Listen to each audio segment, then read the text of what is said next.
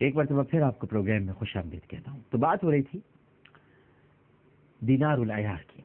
لہٰذا اس نے توبہ کا پختہ ارادہ کیا اور سر آسمان کی طرف اٹھا کر کہنے لگا، اے اللہ، میں نے اپنے سارے معاملات تیرے حوالے کر دیے،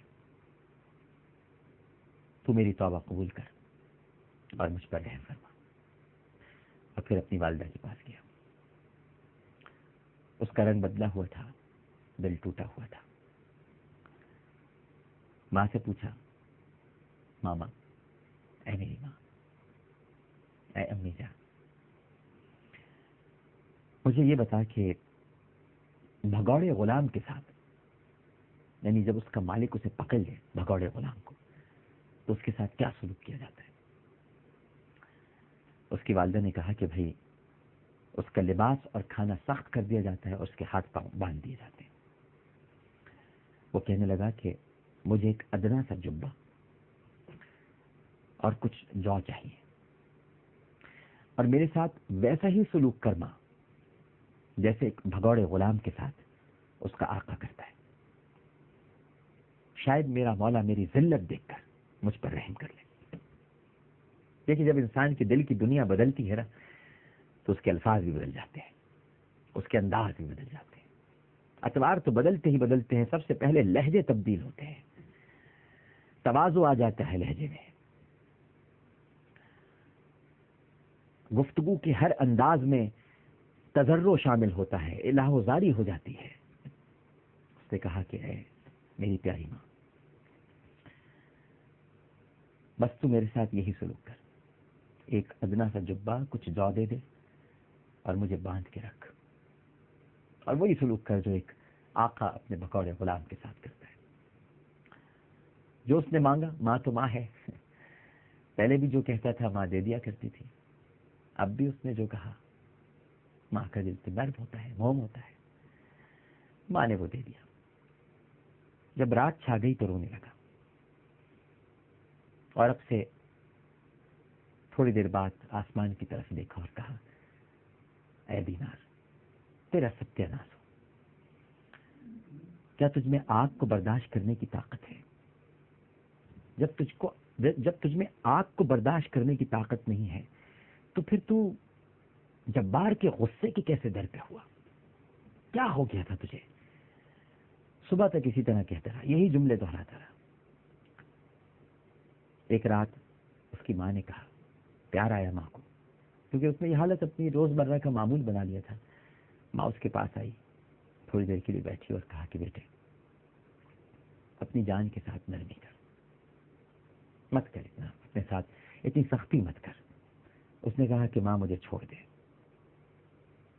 میں تھوڑا سا تھک لوں تاکہ لمبا زمانہ آرام کر سکوں، مجھے تھکنے دے. اے اماں جان، مجھے اللہ سبحانہ و تعالیٰ کے سامنے کھڑا ہونا ہے، اور یقین کر لے میری ماں، میرا کھڑا ہونا بہت لمبا ہوگا، بہت لمبا ہوگا. میں نہیں جانتا کہ میرے بارے میں کس چیز کا حکم کیا جائے گا، کیا حکم دیا جائے گا، کہاں رکھا جائے گا، میں نہیں جانتا. میرا ٹھکانہ کیا ہوگا. مجھے ایسی تھکن کا خوف ہے جس کے بعد کوئی راحت نہیں، اور ایسی ڈانٹ کا خوف ہے جس کے بعد کوئی معافی نہیں. اس کی والدہ نے کہا کہ بیٹا اچھا ایک کام کر، تھوڑا سا آرام کر لے. اس جوان نے کہا کہ میری پیاری ماں، میں نے تیرے ساتھ بہت برا سلوک کیا ہے، اب آرام ہی تو ڈھونڈ رہا ہوں.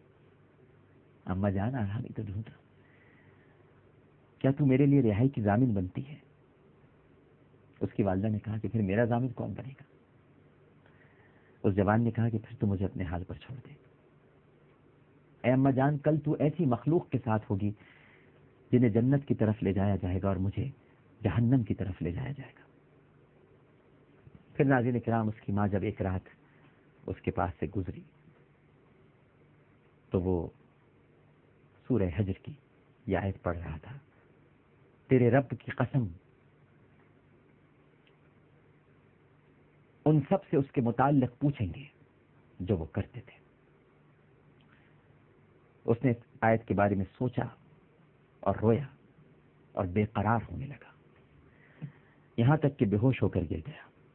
اس کی ماں نے اس کے پاس آ کر آواز دی، اس جوان نے ماں کو کوئی جواب نہیں دیا۔ ماں نے کہا، اے میری آنکھوں کی ٹھنڈک، اے میرے جگر گوشے، اے میرے پیارے، میری اور تیری ملاقات کہاں ہوگی بیٹا؟ اس نے نہایت پست آواز سے کہا، اگر تو مجھے میدان حشر میں نہ پا سکے نا میری ماں، تو داروغہ جہنم سے میرا پوچھ لینا۔ پھر ایک چیخ ماری اور اس کا انتقال ہو گیا۔ اس کی ماں نے اسے غسل دیا، اسے کفنایا اور باہر نکل کر اعلان کیا، اے لوگوں، اے لوگوں، جہنم کے مارے ہوئے پر نماز جنازہ پڑھنے کے لیے آؤ۔ ناظرین کرام، جب اس کی ماں نے یہ اعلان کیا نا،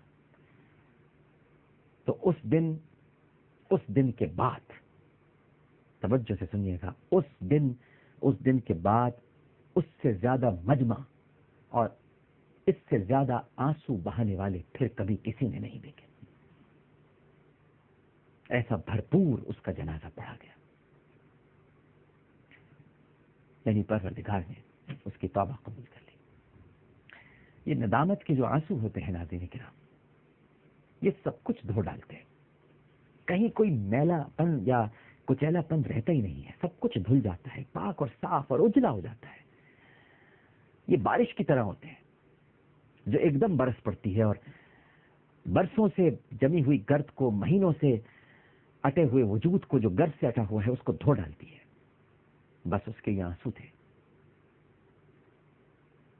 ماں سے معافی مانگی، اللہ سے توبہ کی، رو دیا، اللہ نے معاف کر دیا، اور اللہ نے ایسا معاف کیا کہ اس کے جنازے میں لوگ اتنا روئے کہ ایسے رونے والے پھر کبھی کسی نے نہیں دیکھے۔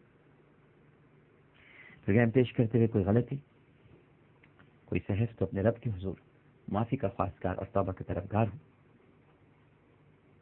عامر لیاقت حسین کو اجازت دیجیے، اور اگر میری کوئی بات آپ کی طبیعت پر بھی گراں گزری ہو یا مجھ سے کوئی غلطی ہو گئی ہو تو آپ بھی مجھے معاف کر دیجیے گا۔ انشاءاللہ کل اسی چینل پر اسی پروگرام کے ساتھ اللہ نے چاہا دوبارہ حاضر ہوں گے۔ اللہ حافظ۔